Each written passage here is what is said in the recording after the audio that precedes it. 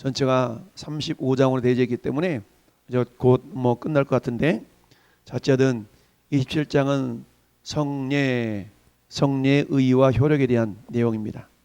전체 5절로 되어 있고요.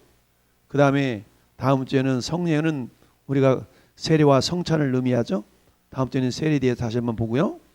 그 다음 주에는 성찬에 대해서 살펴봅니다. 오늘 성례는 성례의 의의와 효력이라는 의미로 개괄적으로 살펴보는 그런 시간이 되겠습니다. 자, 우리 읽어본 이 말씀을 우리가 기억하면서 성례가 뭐냐?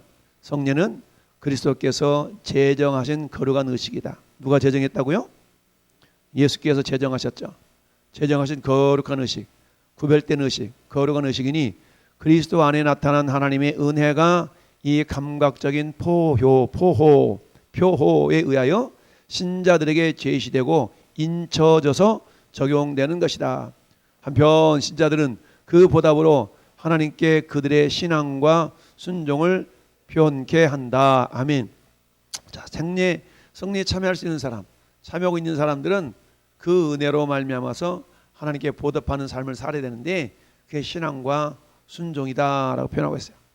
따라서 성례의 효력은 어떻게 효력이 나타나나 철저하게 성령의 역사하심과 성례를 제정하신 그리스도의 축복하심에 있다라는 얘기입니다. 그래서 축복, 뭘로 축복합니까? 말씀으로 축복하죠. 그러니까 성령의 역사하심과 말씀과 그리스도의 축복하심에 있다라고 우리가 이해를 하시면 되겠습니다. 자, 전체 5절로 되어 있는데요. 1절 한번 같이 읽어봅니다. 성례는 은혜 언약에 대한 거룩한 표호요 인호이다. 그것은 하나님이 직접 제정하셨는데, 이는 그리스도가 그가 주시는 은혜를 나타내고 그 안에서 우리가 받는 유익을 확증하며 교회에 속한 사람들과 세상에 속한 나머지 사람들을 볼 수 있게 구별하며 교회에 속한 사람들로 하여금 하나님의 말씀을 따라 그리스도 안에서 하나님께 예배 드리는 일에 엄숙하게 참여하도록 하기 위함이다. 뭐 장문으로 적어놨어요. 자, 이래 되는데 보니까 거룩한 표시한다 그런 표잖아요. 칭호, 드러날. 그러니까 겉으로 드러나는 표식이라는 얘기입니다. 겉으로 드러난다는 얘기죠. 외적으로 이렇게 나타내는. 그리고 인하는 건 뭐예요? 도장 찍는 거라는 얘기죠. 그러니까 인친다는 얘기입니다. 인치는 표식이라는 얘기죠. 겉으로 드러나는 표식인가 동시에 그걸 통하여 인쳐지는, 한마디로 하면 도장 찍는다는 얘기죠. 도장이 찍혔다는 얘기는 뭐겠습니까? 물릴 수 없다는 의미가 있어요. 그러니까 성례라는 것은 은혜 언약에 대한 거룩한 표호요 또한 인호이다. 도장 찍는 거라는 얘기죠. 이것을 하나님이 직접 제정하셨는데 그리스도와 그가 주시는 은혜를 나타내고 그 안에서 우리가 받는 유익을 또한 뭐한다? 확증하며 교회에 속한 사람, 그냥 성도겠죠? 성도와 세상에 속한 나머지 사람들 뭐한다? 구별할 수 있다는 얘기입니다. 성례를 베풀고 성례를 행한다. 나 성례 오늘 성찬 참여하고 왔어. 그게 뭔데? 너 모르지? 그러니까 세상 사람들과 우리 성도들 간에 구별될 수 있는 가장 중요한 부분 중 한 가지가 이 성찬이라는 얘기예요. 성찬, 성례 또는 세례죠. 세례. 나 세례 받았어. 오늘 세례 받는데 그게 뭔데? 있어. 세상 사람들 알지 못하는 그런 표식이 있다는 얘기죠. 너 세례 받았냐? 아니. 세례 신자. 그래서 성도들이 기본적으로 교회 공동체 속에서 어떤 역할을 하려고 그러면 가장 기본이 세례를 받는 거죠. 물론 교단마다 입교, 유아세례 이런 의식들이 있긴 한데 어떠한 그런 과정을 통해서 세례받은 자임이 증거가 될 때, 증명이 될 때 그 사람에게 교회 내에서 여러 직분과 사명을 맡기게 됩니다. 자, 그걸 기억하면서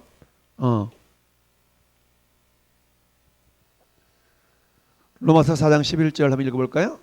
그가 할례의 표를 받은 것은 무할례실의 믿음으로 된 의를 인친 것이니 이는 무할례자로서 믿는 모든 자의 조상이 되어 그들도 의로 여기심을 받게 하려 하심이라. 아멘.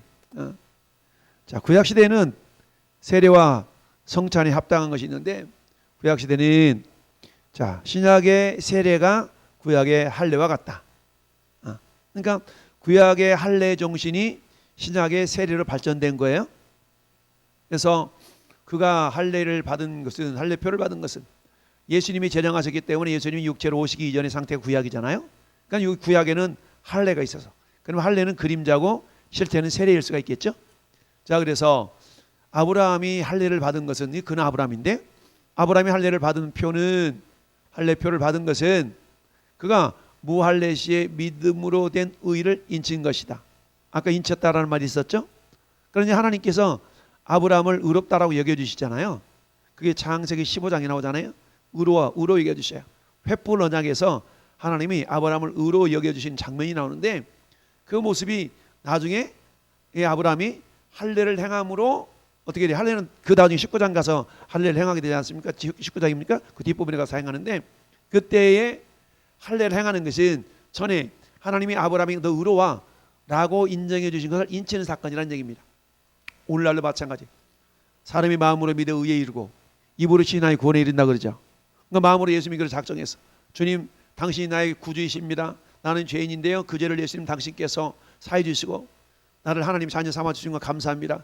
이 예수님 나의 주인으로 섬기고 살겠습니다. 입으로 시인했어요. 하나님의 자녀가 됐잖아요. 근데 입으로 시인했다고 겉으로 나타나는 표시가 있어요, 없어요? 없어요. 영적인 거죠. 그래서 때 그걸 겉으로 뭐 하는 거예요? 인치는 작업이 마치 하나님께서 아브라함이 너 의롭다 라고 여겨주신 것을 할례를 행함으로 인치는 역사가 있는 것처럼, 신약시대에 와서는 어때요? 예수 그리스도를 믿음으로 하나님의 자녀가 된 우리를 세례를 행함으로 말미암아서 외적으로 인치는 역사가 있는 거죠. 그러니까 구약의 할례나 신약의 세례는 원리는 같다라는 것을 우리가 보면 읽으면 되겠습니다. 자, 로마서 6장 3절 맨 밑에 한번 읽어볼까요? 무릇 그리스도 예수와 합하여 세례를 받은 우리는 그의 죽으심과 합하여 세례를 받은 줄을 알지 못하느냐. 아멘. 그럼 세례가 뭐냐? 세례는 예수님과 연합하는 거예요. 연합. 우리 영접할 때, 우리 주일 10시 교육할 때 예수를 믿는다는 것은 예수님과 연합하는 것이다, 예수님과 묶이는 것이다. 이 장면 기억납니까? 화면 생각납니까? 연합했다는 건 뭘로 연합했다고 그랬어요? 말씀으로 연합됐다고 그랬죠. 뭘로 묶였다고 그랬어요? 역시 말씀으로 묶였다고 그랬죠. 그러니까 그리스도 예수와 합하여 세례를 받은 우리는 그의 죽으심과 합하여, 합하여라는 단어가 2번 나오는데, 합했다는 얘기는 연합됐다는 얘기죠. 연합은 다른 말로 하면 묶여 있다는 얘기죠. 그러니까 영적으로 주님이 내 안에, 내가 주님 안에 들어가게 돼 있는 겁니다. 마치 우리가 예전에 재미있는 표현으로, 야, 냉장고 안에 코끼리 넣는 방법, 뭐 이런 우스갯소리 그런 얘기 있었잖아요. 그럼 어떻게 넣어요? 냉장고를 연다, 코끼리를 집어넣는다, 냉장고 문을 닫는다 이렇게 얘기했는데, 그 웃은 거지만, 근데 냉장고가 코끼리 안에 들어갈 수가 없죠. 냉장고 코끼리 안에 들어갈 수 없어.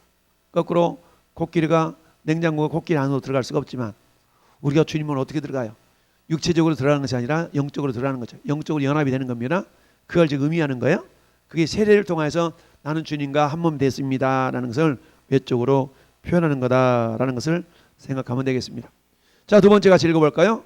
매 성례마다 그의 표호와 그의 표호에 의해 의미되는 것 사이에는 첫째 영적인 관계, 즉 성례 전적인 상징적 연합이 있다. 그러기에 그 표호의 명칭들과 효과들은 그 포효에 의해서 의미되는 것으로부터 나오게 되는 것이다. 뭐 설명이 복잡한 것 같은데 한마디로 말하면, 우리가 성례를 행한다는 것은 세례와 성찬이잖아요. 성례는 세례와 성찬인데, 세례를 통하여서 뭐 하는 겁니까? 내가 주님과 한 몸 되었다는 얘기입니다. 그러면 성찬을 통해서 뭐야? 주님과 한 몸 되고 있음을 내가 참여하는 거죠. 내가 주님과 한 몸 되고 있음을 내가 이렇게 참여하는 의식이 성찬이라는 얘기죠. 난 한 몸 됐어.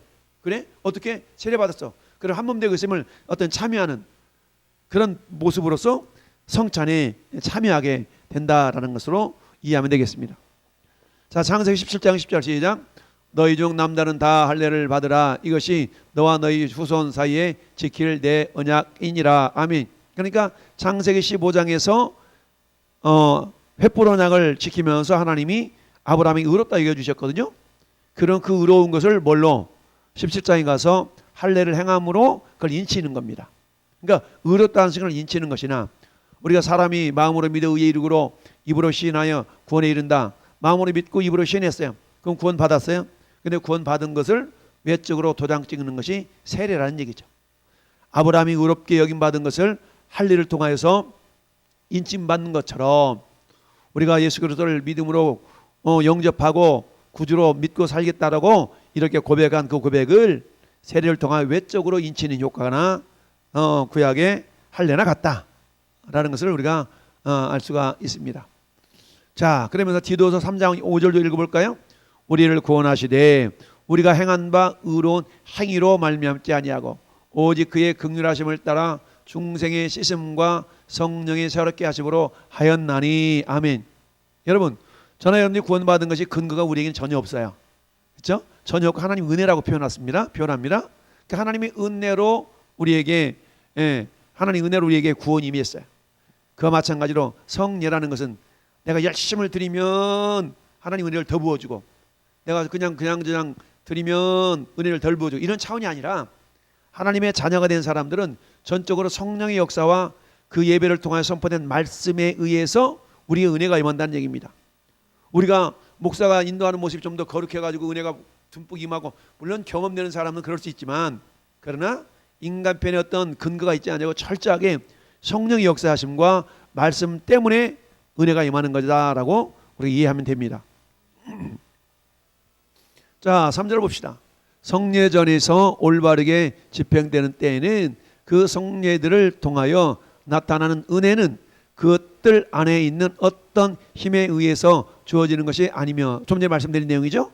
또한 성례의 효력은 그것을 집행하는 자의 경건이나 의사에 좌우되지 아니하고 성령의 사역과 그 성례에 관한 말씀에 달려있는 것이다.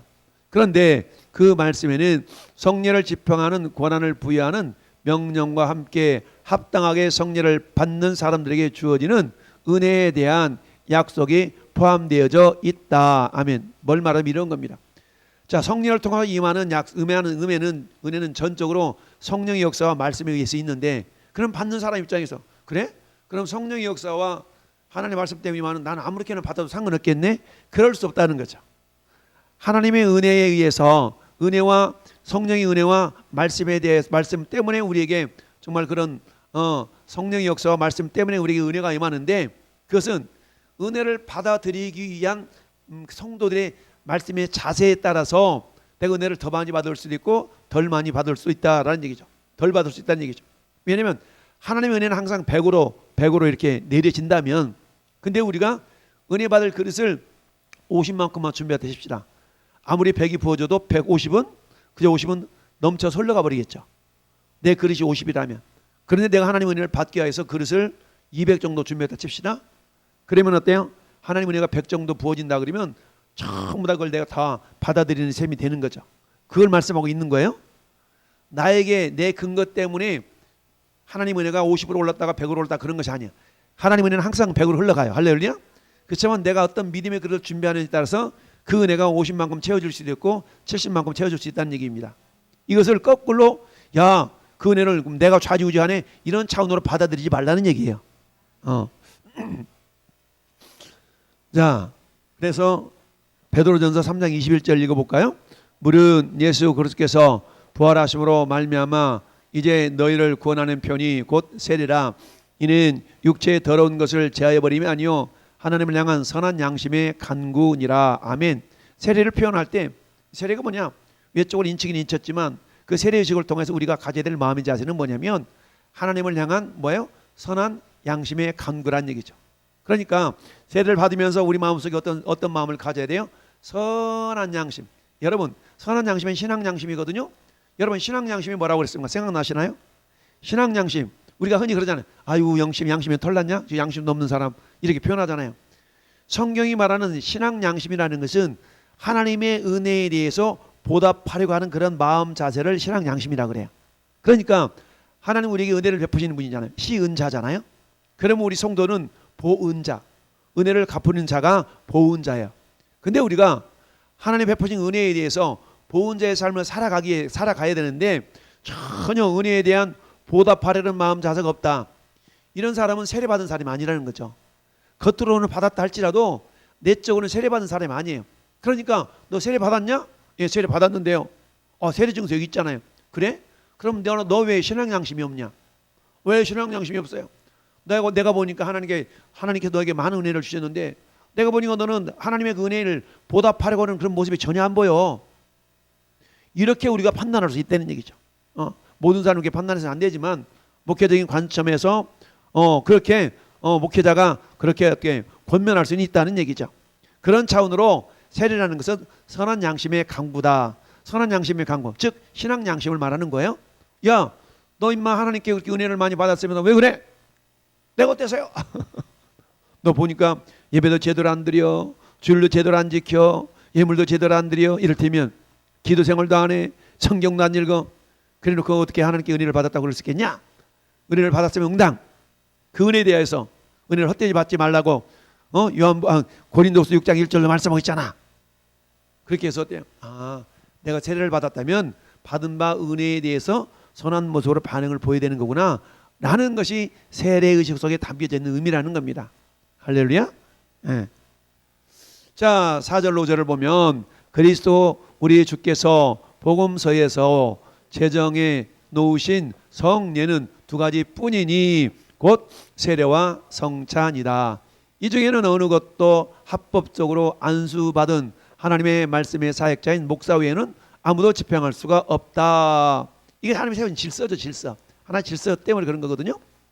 그건 마치 뭐냐, 구약시대에 제사장 외에는 예배를 인도할 수가 없는데 사울왕이 제사를 지내잖아요.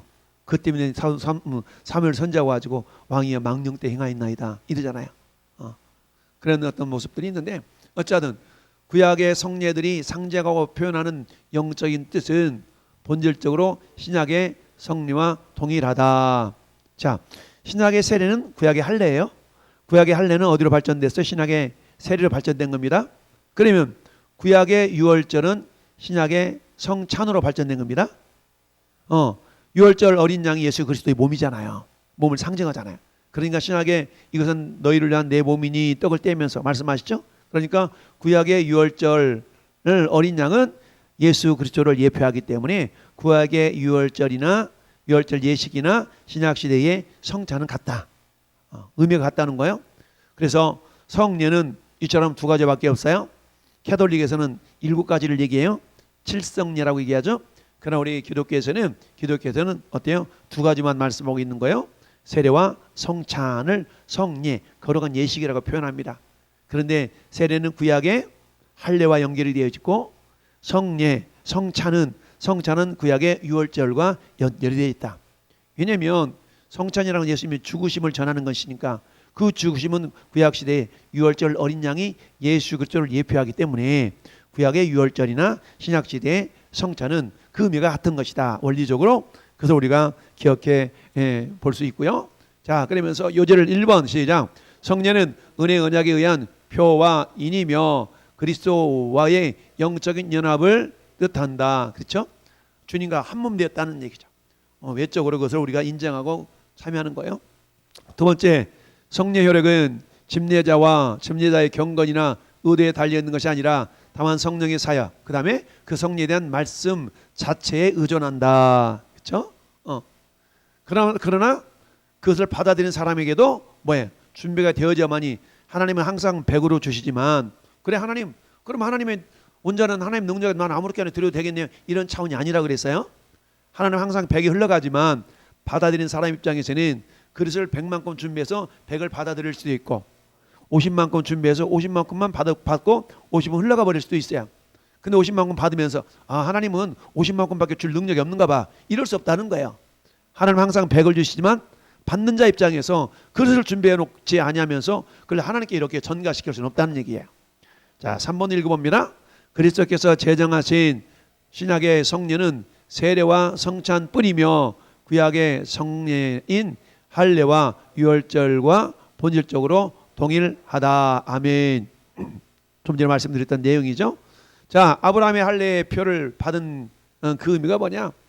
로마서에 아브라함이 낸 할례를 얘기하고 있어요. 시작. 그가 할례의 표를 받은 것은 무할레시의 믿음으로 된 의를 인친 것이니 이는 무할레자로서 믿는 모든 자의 조상이 되어 그들도 의로 여기심을 받게 하려 하심이라. 아멘. 무할레시의 믿음으로 된 의를 인치게 해서 할례를 행했다는 거예요. 마찬가지 우리는 어때요? 세례로 인치는 거예요. 사람의 마음으로 믿어 마음으로 의에 이루고 입으로 신하여 구원에 이른다 그랬죠? 입술로 신해서 예수 믿기로. 예수님 나의 구주를 영접했어. 아, 나 영접했어. 그래? 그럼 너가 세례를 받아서 외적으로 주님 영접한 사람인 것을 네가 확증해야 돼 라고 하는 거죠. 그렇다고 세례를 안 받았으니까 구원이 없냐, 그런 차원은 아니에요. 확증하는 차원인 것이지. 자, 구약의 유월절 양은 누구를 의미하고 있습니까? 아까 말씀드렸죠. 자, 5장 고린도전서 5장 7절만 읽어봅시다. 너희는 누룩 없는 자인데 새 덩어리가 되기 위하여 묵은 누룩을 내버리라. 우리의 유월절 양 곧 그리스도께서 희생하셨느니라. 그러니까 유월절 어린 양은 누구를 예표하는 거예요? 예수님을 예표하는 거예요. 성례의 효력은 어디에 있을까요? 성례 효력. 자, 넘어서 2장 28절 29절 같이 읽어봅시다. 무릇 표면적 유대인이 유대인이 아니요 표면적 육신의 할례가 할례가 아니라 오직 이면적 유대인이 유대인이며 할례는 마음에 할지니 영에 있고 율법 조문에 있지 아니한 것이라. 그 칭찬이 사람에게서가 아니요 다만 하나님에게서니라. 그러니까 전혀 근거가 사람에게 있지 않다는 것을 말씀하고 있죠. 그러니까 성령의 어떤 그 성례의 어떤 효력이라는 것은 결국 어때요? 하나님의 역사하십니다 라고 말씀하고 있는 거죠. 성령의 역사와 하나님의 말씀 그리고 축복하심이 있다라고 이해를 하시면 되겠습니다. 성례고 세례와 성찬은 언제까지 시행돼야 합니까? 예수님 뭐라고 말씀하셨어요? 너희가 이 떡을 먹으며 이 잔을 마실 때마다 주의 죽으심을 그가 언제까지? 오실 때까지 전하는 것이니라. 예수님 재림하실 때까지 행하여야 된다는 얘기입니다. 성례의 집행 권한은 오직 누구에게만 주어져 있을까요? 이 존귀는 아무도 스스로 취하지 못하고 오직 이 아론과 같이 하나님의 부르심을 받은 자라야 할 것이니라. 이 존귀 대제사장 역할을 말씀하고 있는 거예요. 그러니까 제사장 역할이라는 것을 우리가 목사가 구약의 제사장과 똑같다 이렇게 볼 수는 없지만 그러나 그 직책상으로는 같은 의미인 거예요. 그래서 하나님의 부르심을 받은 자 곧 목사를 통하여서 성찬 성례가 집행이 되어야 된다라고 성경 말씀하고 있습니다. 신약의 세례와 성찬에 해당되는 구약의 의식이 뭐냐? 아까 말씀드렸죠. 세례는 뭐다? 구약의 할례에 해당되며 성찬은 뭐다? 유월절이다라 그랬죠. 이걸 우리가 이해하고 있으면 복이 되겠어요. 자, 이렇게 마쳤는데요. 자, 성례의 우리가 의미, 성례의 의의와 효력에 대해서 우리가 살펴보았어요. 성례를 통한 우리에게 주신 은혜라는 것은 결코 인간의 능력이나 어떤 그런 것이 있지 않냐고 전적으로 성령의 역사하심과 선포된 하나님의 말씀이 있다. 그러나 그 은혜를 받아들이는 사람들의 자세에 따라서 하나님은 변함없이 100이라는 것을 은혜로 부어주신다면 내 자세에 따라서 50만큼만 받을 수도 있고 30만큼만 받을 수도 있는데 그렇다고 해서 하나님의 능력이 은혜가 30만큼밖에 없는가 봐 이렇게 말해서는 안 된다는 얘기죠. 그건 내 자신의 문제인 것이지. 그래서 항상 우리는 어떤 상황 가운데서 성례 세례 임할 때 그야말로 하나님의 은혜에 보답하는 양으로 이게 선한 양심의 강구라고 그랬잖아요. 그 양심을 혼자의 주님의 은혜를 보답하는 마음으로 이렇게 우리가 받아들일 수 있어야 된다라는 얘기입니다. 오늘 말씀을 기억하면서 우리가 제마 앞쯤 잠깐 한번 같이 기도할 때 하나님 우리가 모두가 다 대부분 우리가 다 세례 받은 자들이잖아요. 그러면 내 안에는 선한 양심의 강구가 있는가? 그 선한 양심을 네 글자로 신앙 양심이라는 거예요. 신앙 양심은 하나님의 받은 바 은혜에 대해서 내가 어떻게 보답하려 하는가라는 보답하고자 하는 그런 마음을 신앙 양심이라 그래요. 주님 나는 신앙 양심대로 살고 있는가를 우리가 돌아보게 하시고 하나님 세례와 성찬을 통하여 주님의 은혜를 더욱더 깊이 경험하는 자 이미 세례 받았다면 세례는 평생에 한 번만 받으면 되니까 그러다 하고 그 다음에 이제 성례 성찬은 어떻습니까?